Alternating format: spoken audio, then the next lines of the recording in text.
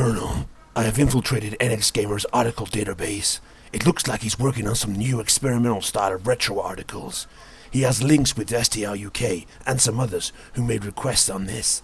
The plans state that after some fieldwork and research, the feedback from the community was positive, and the mission was given the green light. Thanks, Snake.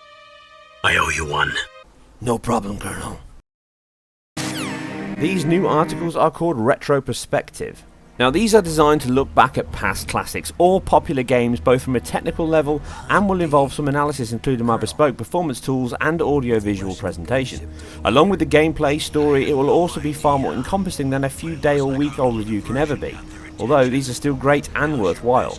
And where better to start this off than with the huge fan favourite and classic Metal Gear series. Now before hardcore historians pull me up for missing the original NES games, I'm going to leave these out here, but instead start from Hideo Kojima's groundbreaking PS1 rebirth that introduced us to Solid Snake on the Sony machine and gave us a glimpse into how games would blend into cinema, whilst also sporting his penchant for epic cinematics, something he has dropped from the latest games.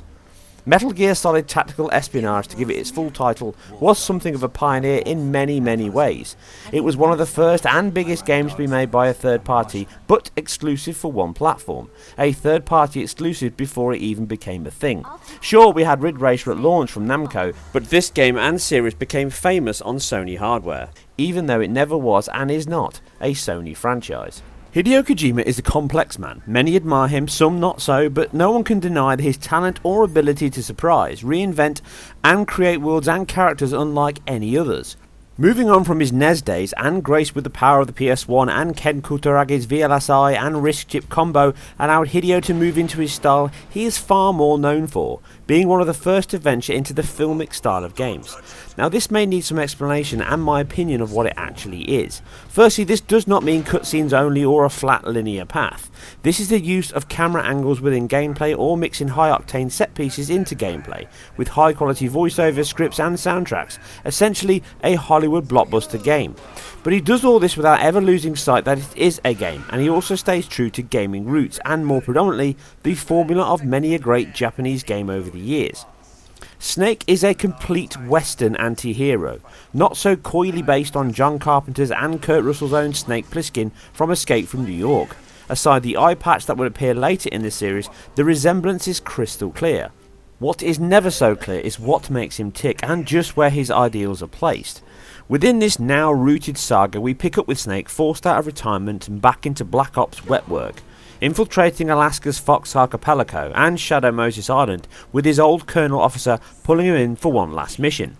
The Rambo influence is clear. With Kojima-san being a clear fan of the 80s action movies, all these references are evident across the entire franchise. Plissken is the codename Snake uses in Metal Gear Solid 2. But the entire game sticks close to the formulaic style of its forefathers. Segmented within levels hidden behind bay doors and keycards, these are then earned through rites of passage, boss battles, in the form of the game's main enemy, old members of Foxhound, Snake's old regiment. High-tech Special Forces Unit Foxhound. Your former unit, and one that I was a commander of. So they're still around. There are 6 members of Foxhound involved in this terrorist activity. Psycho Mattis, with his powerful psychic abilities. Sniper Wolf, the beautiful and deadly sharpshooter. Decoy Octopus. Master of Disguise. Vulcan Raven, Giant and Shaman. And Revolver Ocelot, specialist in interrogation and a formidable gunfighter. And finally, in charge of them, Foxhound's squad leader, Liquid Snake. Liquid Snake? The man with the same codename as you. But this does not restrict you the chance to mow down hordes of cannon fodder. I'm telling you, shoot!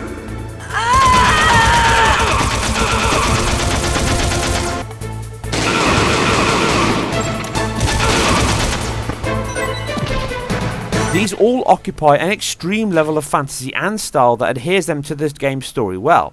It is almost a satire of its own self, but dialogue was never superb then and has not aged well, with some particular bad lines. Snake, you said that love could bloom on the battlefield. And sometimes literal translations creeping in. Snake, please yourself. Go on living and don't give up on people. And important life lessons. An issue that any older gamer will remember from many a Japanese game from the 90s. All of these traits give it a charm that still makes it feel special even now. Helped in part, I feel, by its nostalgic appeal being such an icon for gamers at the time, showing the first signs that games were growing up, tackling bigger and harsher subjects. Sharing the same traits present in all Metal Gear Solid games and Hideo is the message that they all have. Metal Gear Solid 1 is all about fate and nuclear power, and the fear and uncertainty that comes with it. It tackles sexual attraction, albeit in a way more suited to a teenager, but nonetheless was a large step at the time for games. People died, prices were paid, and bums were ogled, all in the name of action and espionage. It did have a unique hook, with it inventing the stealth mop as we know it.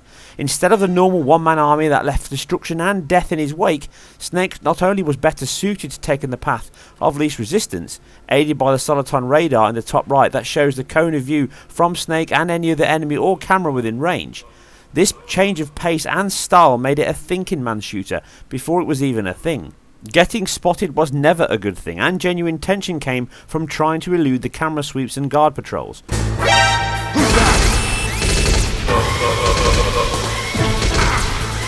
No, here bullets not only were a last resort, but genuinely felt like it as well, with the entire level design aimed towards this sneaky approach with hiding spots and cardboard boxes.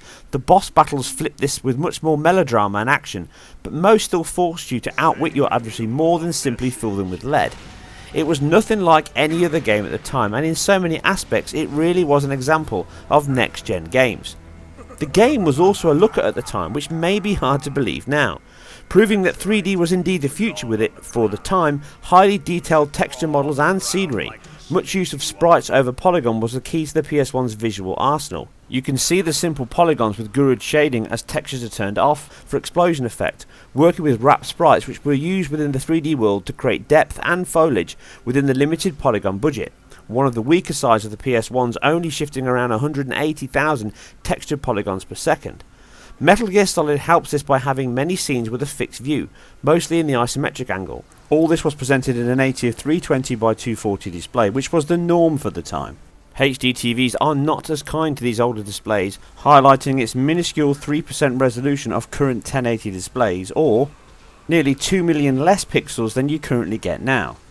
This, added with the again superb for the time but now a bit clunky animation, can help make the game feel like it performs poorly and at sub 30 FPS, which became far more prevalent from this new 3D generation by necessity.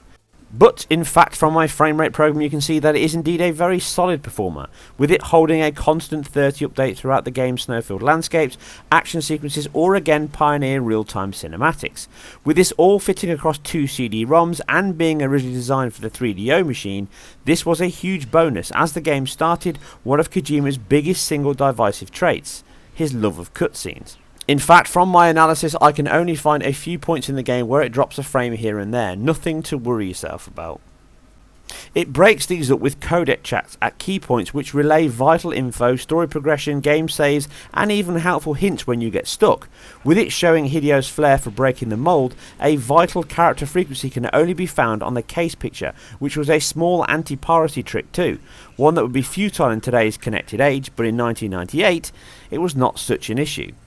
The battle with Psycho Mantis was legendary at the time, as you needed to swap controller ports to beat him, again highlighting how far we have moved on since the Wired Age then. But not only did its visuals look stunning, but the action style direction made them enjoyable and some of the most exciting of the time.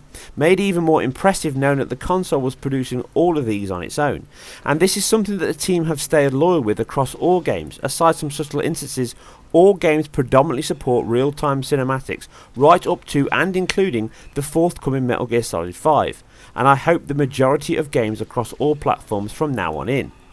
With such an impressive performance on such hardware within a vast game, it really is a true classic of the gaming world that even now shows so many areas like set pieces, real-time cinematics, high quality soundtracks and voice work, all wrapped up in the founder of the stealth genre that embraces the movie style whilst making his own mark in history.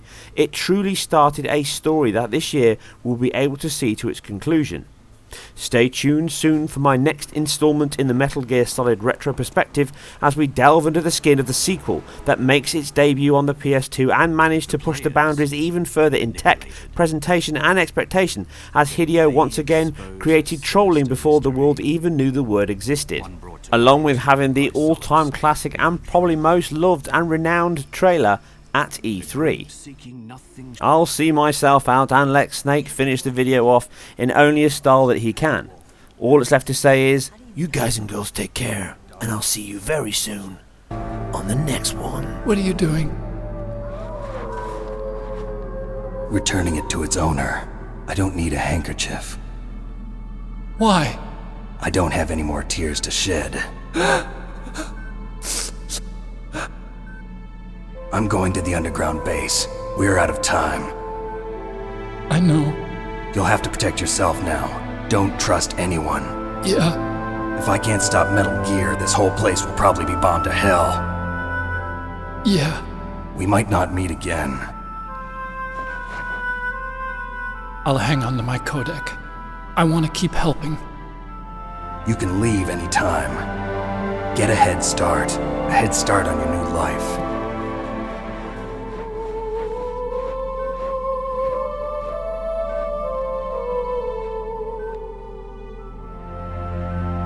Snake! What was she fighting for? What am I fighting for? What are you fighting for? If we make it through this, I'll tell you.